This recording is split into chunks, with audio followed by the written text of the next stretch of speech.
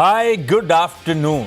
CNB से आवाज Motilal Oswal studios में आप सबका स्वागत है। बारी है आज के सास बहू और सेंसेक्स की, और आज बड़े लंबे अरसे बाद मदद करने के लिए हम सबकी हेम सिक्योरिटीज की पुणे से आस्था जैन जुड़ती हुई। Aastha, hi, welcome on the show. कैसे हो आप? Hi Ashish, good afternoon. All good. आप बताइए।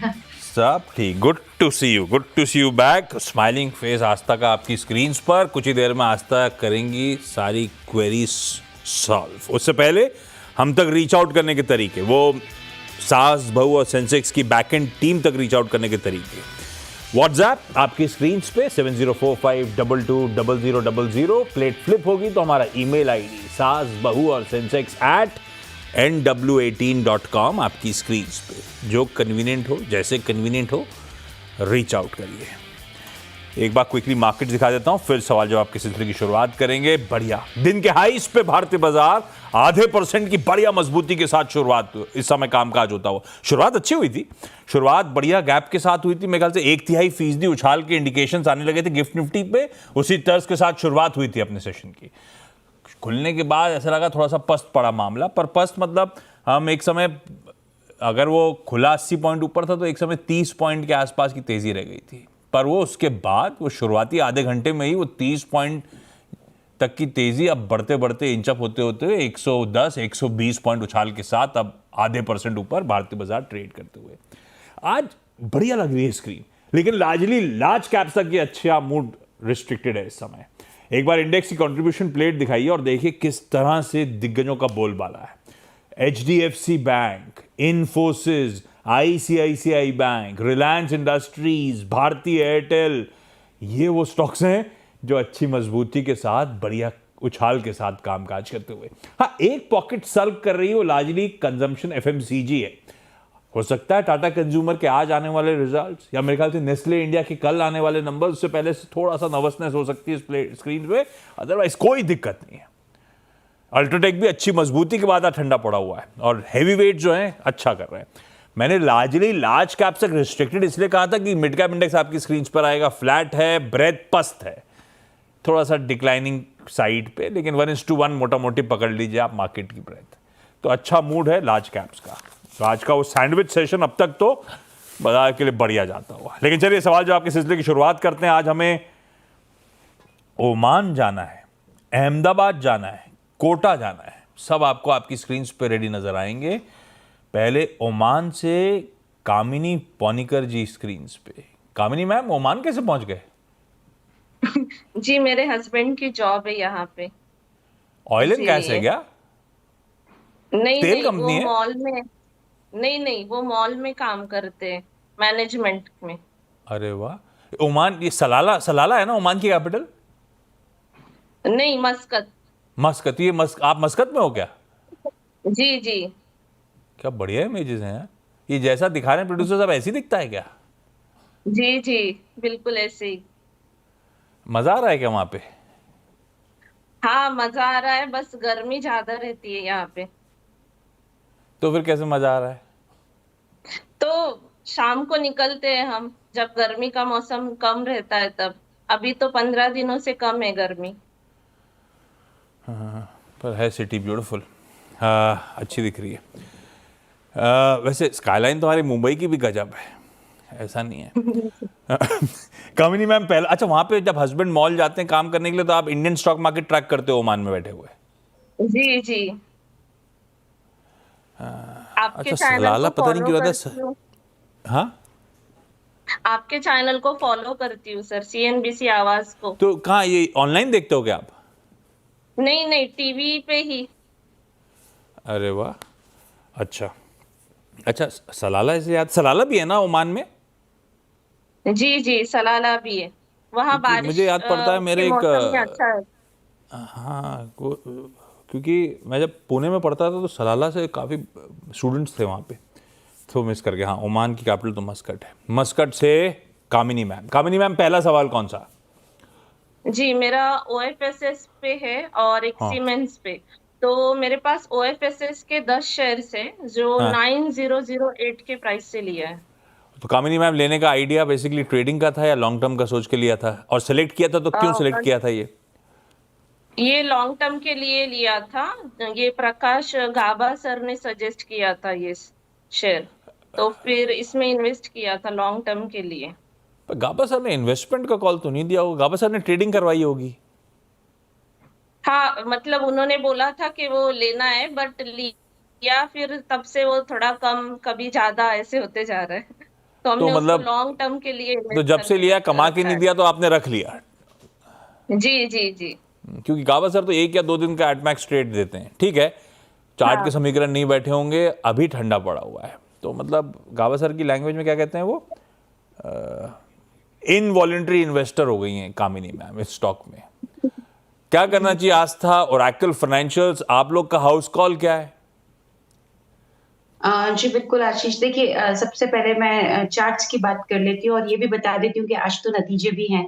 तो मैम आज तो आप बिल्कुल अपनी नज़र इस पे बनाए रखिए क्योंकि नतीजे 23 तारीख के ही शेड्यूल है, तो आज नतीजे आने वाले हैं। अब अगर हम यहाँ पे एक प्योर चार्ट की बात करें तो चार्ट्स में अभी ये कंसोलिडेट कर रहा है, जिसका अर्थ ये है कि अभी ये कुछ समय तक एक दायरे में ही घूमता रहेगा और आपका पेशेंस टेस्ट करेगा। लेकिन आप घबराइए मत, मेरे हिसाब से होल्ड कर लीजिए क्योंकि अगर नतीजों ने सपोर्ट कर दिया तो ये ऊपर की तरफ जाने लगेगा, जिसमें कि एक इम्पोर्टेंट लेवल है 8900 का। अगर इसके पार निकला तो फिर और तेजी हमें देखने को मिलेगी, जो इसको 9000 से लेके 9300 तक तो आराम से लेके जाएगी, तो आपकी कॉस्ट भी कवर हो जाएगी। तो आज के लिए सिर्फ आपको होल्ड करना है मैम। 8900 के ऊपर गया तो 9100 से 93 के आप लक्ष्य भी सेट कर सकते हो, लेकिन एक स्टॉप लॉस जरूर रखना क्योंकि आज नतीजे भी है और नतीजे में आ सकता है किसी भी तरह का रुझान। तो 8500 का एक लेवल है, इसके नीचे जाना नहीं चाहिए। क्लोजिंग बेस का यानी कि 8500 के नीचे क्लोज हो तो आप एक स्टॉप लॉस ट्रिगर कराइएगा, नहीं तो अभी आप बने रहो पोजीशन में और नतीजों का आप करो वेट। आने वाले हैं आज नतीजे, नतीजों से पहले आईटी में वैसे मजबूती है, इवन इन्फोसिस ही लीड कर रहा है उस पैक को, ओरेकल फाइनेंशियल बढ़िया कर रहा है, हो सकता है 9300 तक की कर रहा है तैयारी। ये आस्था पुणे में हो कि जयपुर में हो आप? नहीं आशीष, मैं तो पुणे में ही हूँ। ठीक है, अच्छा अहमदाबाद चला जाए पल्लवी मेहता के पास। कामिनी जी, आपके अगले सवाल पे थोड़ी देर से आता हूं। पल्लवी जी हाय, good afternoon ma'am. Hi, good afternoon. Pallavi ma'am, कब से स्टॉक मार्केट में आप हो? अभी जस्ट रिसेंटली, मतलब 3-4 महीने से। अच्छा, और कैसे स्टॉक चुन रहे हो मैम? मतलब CNBC में मतलब देख रही हूँ मैं। अच्छा, पहला स्टॉक कौन सा पल्लवी मैम?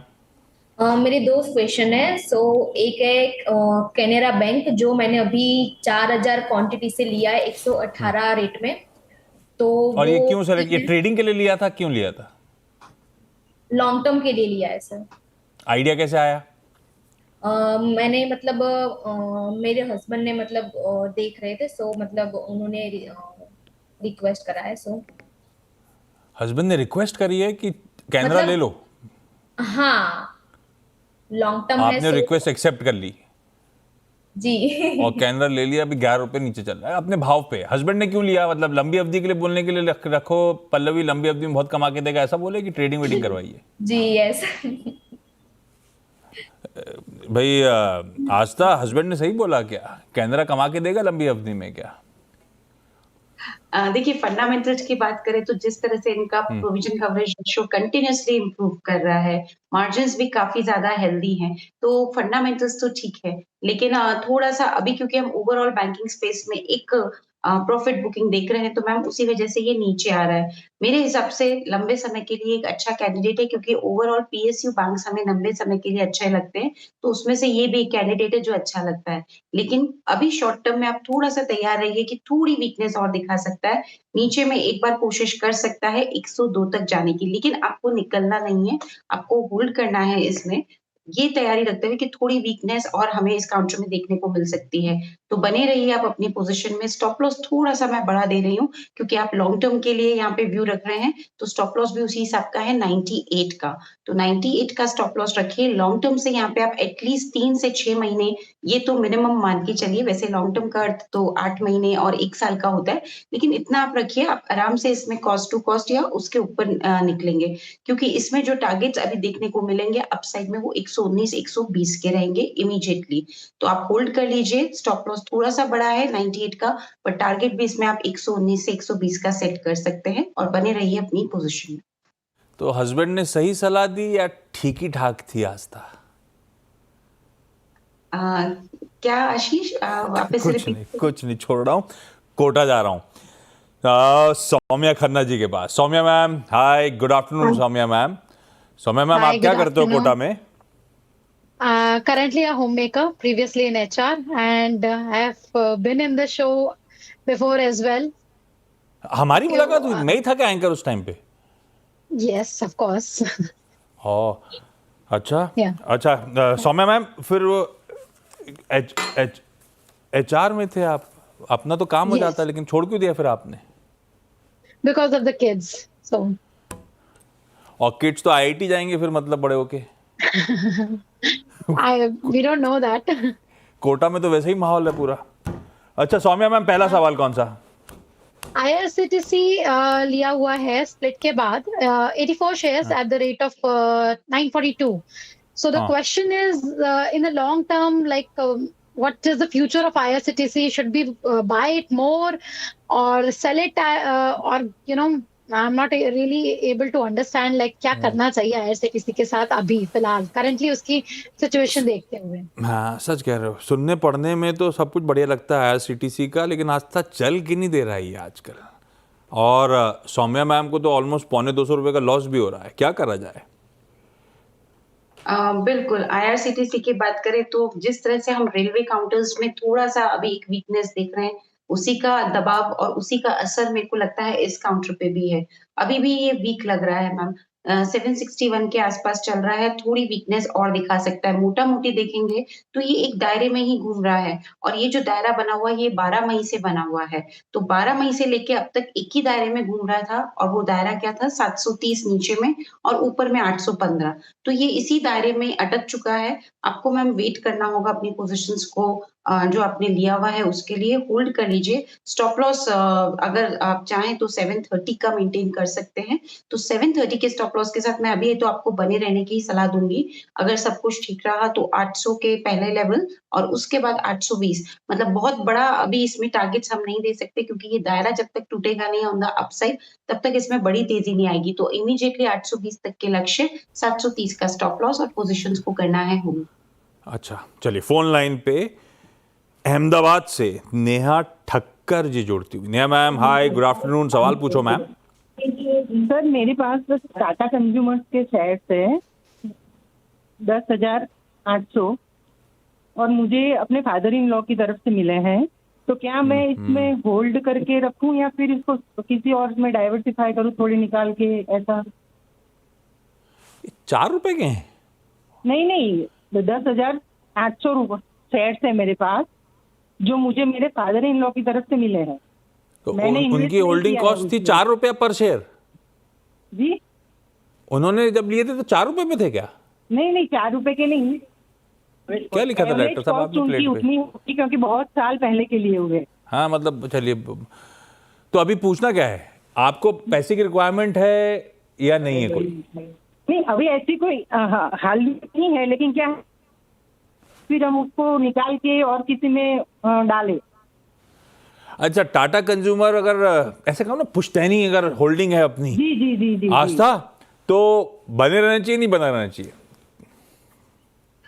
बिल्कुल बना रहना चाहिए। देखिए, टाटा कंज्यूमर की बात करें तो नतीजे तो जैसा आशीष जी आपने बताया है और जिस तरह से यहाँ पे मैनेजमेंट अपना पूरा पोर्टफोलियो एक्सपेंशन कर रही है, ग्रोथ को ड्राइव करने की बात कर रही है, मुझे लगता है ये बढ़िया कैंडिडेट हो सकता है। इनफैक्ट आज के नतीजों में हम मान के भी चल रहे हैं कि 17% से लेके 15% से 16% की हमें एक टॉप लाइन ग्रोथ भी यहाँ पे देखने को मिल सकती है। तो फंडामेंटल्स के हिसाब से ये एक ऐसा काउंटर है कि इसमें निकलने की जरूरत नहीं है। हो सकता है कि थोड़ा-सा ये स्लो मूव करे, तो उतना मैम आपको थोड़ा-सा पेशेंस उस हिसाब से रखिए, बट इसे आप लॉन्ग टर्म के लिए बिल्कुल होल्ड करिए। इसमें से शिफ्ट करने का जरूरत नहीं है। अगर आप स्टॉप लॉस मेंटेन करके होल्ड करेंगे तो ज्यादा अच्छा है और वो आता है थोड़ा सा बड़ा 980 के लेवल पे, क्योंकि लॉन्ग टर्म का ये एक कैंडिडेट हम यहाँ पे सजेस्ट कर रहे हैं होल्ड करने के लिए। तो 980 के स्टॉप लॉस के साथ अभी तो आप इसमें होल्ड कर लीजिए, नतीजों पे क्लोज वॉच रखिए। बाकी मुझे लगता है 1150 1170 तक ये जाने की पूरी क्षमता रखता है, तो वहां तक आने की पूरी संभावना है।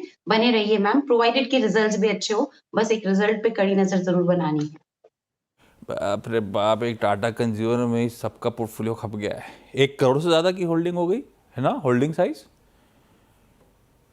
बढ़िया है नेहा मैम, थोड़ा बहुत निकाल के एंजॉय करो लाइफ को यार। टाटा कंज्यूमर एक ऐसी कैलकुलेट कर रहा हूँ, 1 करोड़ 15 लाख की वैल्यू हो गई होल्डिंग की। और भी स्टॉक्स है क्या पोर्टफोलियो में? दादाजी के दिए हुए? मेरे हस्बैंड ज्यादा करते हैं इसमें काम। कुछ नहीं करने की जरूरत है, काम वाम क्या करना है, एक ही में इतना हो गया, बाकी में तो और लाइफ सेट है। अच्छा, समय बिल्कुल नहीं है, क्विकली आस्था जरा क्विक फायर टाइप कर लेंगे। कामिनी मैम, अगला सवाल कौन सा था आप जो पूछ रहे थे? जी, मेरा सीमेंस पे सवाल है। मेरे पास 25 शेयर्स है और उसका रेट 3065। ओके आस्था, सीमेंस कैसा लग रहा है? अच्छा लग रहा है आशीष जी, होल्ड करने की ही सलाह है। 3400 तक का लक्ष्य हमें देखने को मिलेगा और स्टॉप लॉस इसमें जो मेंटेन करना रहेगा वो तकरीबन 3020 के आसपास का रखेंगे। पल्लवी मैम, अगला सवाल। जी, मेरा अगला सवाल ये है कि मुझे ना अभी लॉन्ग टर्म इन्वेस्टमेंट करना है, मतलब अराउंड 5 लाख का। तो मतलब मुझे SBI एंड TCS दो है, तो मुझे कौन सा मतलब बाय करना चाहिए? क्यों, अब हस्बैंड की क्यों नहीं सुन रहे अब आप कैनरा बैंक के बाद? सॉरी, खैर, कौन से 2 स्टॉक बोले आपने? SBI और दूसरा कौन सा? SBI and TCS। आस्था, इनमें से किसी एक में या दोनों में 5 लाख रुपए डालने हो, सही है क्या कॉल? लंबी अवधि के लिए। SBI तो अच्छा लग रहा है और TCS थोड़ा सा और डिक्लाइन पे ले लीजिएगा मैम, बट SBI तो नो डाउट अच्छा ही है। इनफैक्ट बैंकिंग स्पेस में ICICI बैंक पे भी एक नजर आप बना लीजिए, वहां पे भी मुझे लगता है बढ़िया प्रॉफिट होता हुआ नजर आएगा। और थोड़ा स्टैगर्ड बाइंग करिएगा तो बेहतर है। खैर, सौम्या मैम, क्विकली अगला सवाल आपका। मेरे पास NTPC ग्रीन है 120 के कॉस्ट पे 200 shares. So same question like कि आगे इसका फ्यूचर का क्या रहेगा, इसको होल्ड करूं कि should I buy more to balance the amount? Aastha, क्या करें? होल्ड करना है, ये मानते हुए कि ये कुछ टाइम तक एक दायरे में घूमेगा 100 से लेके 120 के रेंज में, बट आप अभी इसमें और ज्यादा बाय मत कीजिए। मेरे हिसाब से 105 से 103 के जोन में आता है, तब एवरेजिंग आउट करने का सोचिए। अभी जस्ट होल्ड कर लीजिए। स्टॉप लॉस आपको 99 का रखना है। टारगेट इसमें 117 पहला रहेगा और उसके बाद दूसरा टारगेट 125 का है। ओके, इस नोट पर Kamini ji, Pallavi ji, Saumya ji, even Neha ma'am, thank you so much आप सबका जुड़ने के लिए। आस्था, आपका भी धन्यवाद, बहुत दिनों बाद जुड़े, अच्छा लगा, बढ़िया तरीके से आपने सबकी क्वेरी सॉल्व करी, उसके लिए थैंक यू। ओके, ब्रेक के बाद आपका स्वागत है। मार्केट्स बढ़िया हैं, डिटेल में अभी मिड कैप शो में अपन डिटेल में मार्केट्स की चर्चा कर रहे होंगे। मैं टीजर दे जाता हूँ। आज 1:27 पर नो ईयर कंपनी में एक नहीं दो इंटरेस्टिंग मैनेजमेंट्स हैं।